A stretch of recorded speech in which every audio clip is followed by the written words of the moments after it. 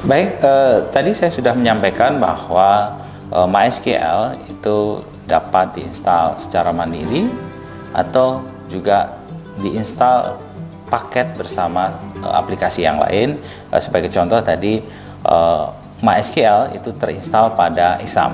Nah, pada kesempatan ini saya akan menyampaikan MySQL yang saya gunakan adalah MySQL yang terinstal pada ISAM. Nah, adapun langkah pertama, kita harus mengaktifkan exam control. Kemudian kita di awal biasanya kondisinya off, kemudian kita aktifkan untuk Apache dan juga kita aktifkan untuk MySQL. Nah, setelah aktif kita akan masuk ke dalam command prompt. Perlu diketahui bahwa untuk mengoperasikan atau untuk menggunakan MySQL ini dapat menggunakan command prompt atau menggunakan web browser. Nah, pada kesempatan ini saya akan menggunakan command prompt. Ketika kita menginstal exam, biasanya folder exam itu akan tersimpan di drive C. Biasanya kita arahkan ke C.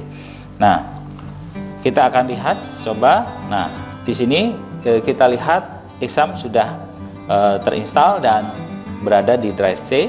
Kita coba masuk menggunakan perintah cd exampp. Setelah kita masuk ke dalam folder exam, kita masuk ke folder MySQL.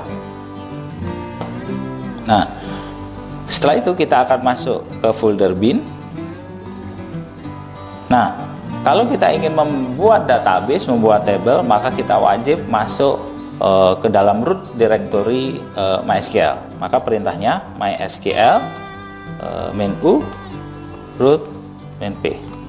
Nah, akan diminta password. Biasanya ketika kita install pertama kali, passwordnya masih kosong atau tidak ada password. Kita enter saja. Nah, kita sudah masuk ke dalam dashboardnya MySQL dan kita akan mulai untuk menggunakan MySQL. Kalau kita ingin melihat database yang ada di dalam MySQL, kita bisa gunakan perintah show databases. Kenapa menggunakan databases? Karena memang biasanya database itu lebih dari satu.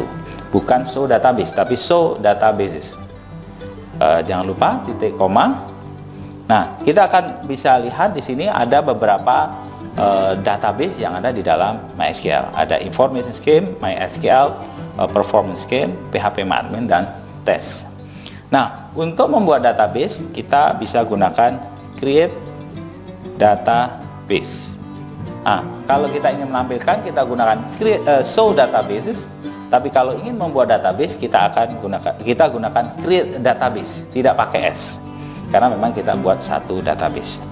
Jangan lupa titik koma, enter. Harusnya kita masukkan nama database yang akan kita buat. Misalkan create database perpustakaan. Oke. Jadi kita akan membuat database dengan nama perpustakaan. Nah, jika berhasil, maka akan ada informasi query OK. Nah, untuk melihat apakah database memang sudah terbentuk, kita gunakan perintah show databases.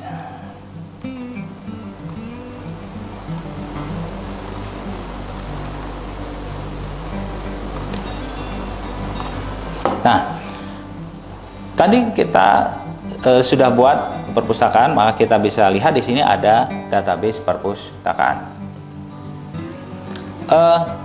Selanjutnya kita akan mencoba untuk membuat table di dalam database perpustakaan. Nah, untuk membuat table kita harus menggunakan terlebih dahulu database yang kita akan gunakan. Nah, karena saya ingin menggunakan database perpustakaan, maka saya akan gunakan use perpustakaan. Nah, ketika kita menuliskan use perpustakaan, maka akan ada informasi database change. Artinya database sudah siap untuk kita gunakan membuat tabel. Nah, di dalam database perpustakaan biasanya terdapat beberapa tabel.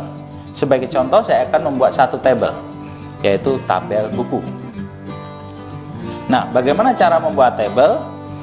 Create table buku, kemudian kurung buka, kita masukkan filenya, misalkan kode BK, kemudian tipe datanya karakter, panjangnya 5 misalnya, kemudian kita masukkan fil yang kedua, misalkan judul, tipe datanya karakter, kemudian panjangnya 30, kemudian kita masukkan fil yang berikutnya, yaitu pengarang, nama pengarang dengan tipe data sama, karakter, dan panjang karakter 30. Kemudian kita tutup dengan kurung tutup dan titik koma dan enter. Nah, jika proses pembuatan tabel berhasil, maka akan muncul informasi query OK. Nah, untuk melihat apakah tabel ini sudah masuk ke dalam database perpustakaan, maka kita gunakan perintah show tables. Ingat, tables bukan table, karena asumsinya di dalam database tentu terdiri banyak tabel. Nah, kita lihat di sini buku sudah masuk ke dalam database perpustakaan. Nah, untuk melihat fil yang ada di dalam buku, kita bisa gunakan perintah desc buku. Nah, kita bisa lihat di sini ada 3 fil, kode BK, judul, pengarang dengan tipe data sesuai dengan yang tadi saya masukkan. Demikian tadi contoh sederhana bagaimana membuat database, membuat tabel, dan bagaimana menampilkan deskripsi dari tabel. Untuk berikutnya, di sesi berikutnya nanti saya akan mencoba bagaimana memanipulasi data dengan menginsert, mendelete, dan juga mengupdate. Baik, demikian tadi cara penggunaan aplikasi MySQL, dan bagi teman-teman yang belum paham, belum jelas, dapat bertanya pada web kuliah di forum di waktu yang sudah di